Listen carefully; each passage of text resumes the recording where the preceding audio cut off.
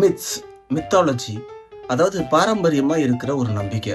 Soulmate, இணைஞ்சு வாழ போற 2 பேரு இந்த உலகத்துல எந்த மூலையில இருந்தாலும் அவங்களோட ஆன்மா ஒன்னோட ஒண்ணு பிணைக்கப்பட்டு இருக்கும்.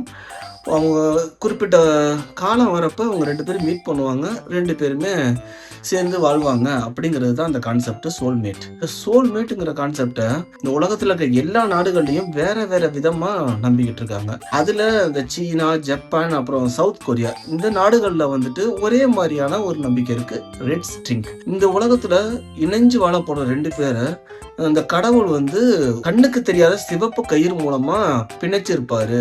அந்த 2 பேரும் எந்த மூலையில இருந்தாலும் அவங்க எப்ப சேரணுங்கிற காலம் இருக்கோ அது வரைக்கும் அந்த ரெட் ஸ்டிங்கோட நீளம் குறைஞ்சிக்கிட்டே இருக்கும். எப்ப அந்த காலம் வருதோ அப்ப கரெக்டா 2 பேரும் சந்திப்பாங்க, 2 பேரும் சேர்ந்துருவாங்க. அப்படிங்கிறது அந்த ரெட் ஸ்டிங் ஆஃப் ஃபேட். சீனால அந்த கடவுளோட பேர் யுவா லவோ, இந்தியால காமன், மேற்கத்திய நாடுகள்ல குப்பிட் அப்படின்னு சொல்லுவாங்க. இன்னும் ஒரு சில நாடுகள்ல வேற வேற பேர்கள் வச்சு அடைக்கிறாங்க. ஆக மொத்தம் இந்த காதல், சோல்மேட் அப்படிங்கிற ஒரு விஷயத்துக்கு ஒரு கடவுள் அப்படிங்கிற ஒரு விஷயத்த பொருத்தி இருக்கிறாங்க. இந்தியாலையும் இந்த நம்பிக்கையை கயிறு மூலமாக சாத்தியப்படுத்துறாங்க. எப்படின்னா, இது கண்ணுக்கு தெரிஞ்ச கயிறு. இது எல்லோ ஸ்ட்ரிங் ஆஃப் ஃபேட், தாலி.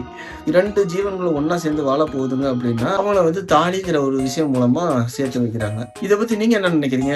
கமெண்ட்ல சொல்லிட்டு போங்க. வீடியோ பிடிச்சிருக்கும் லைக் அண்ட் ஷேர் பண்ணுங்க, மறக்காம சப்ஸ்கிரைப் பண்ணிருங்க. நன்றி, மீண்டும் சந்திப்போம்.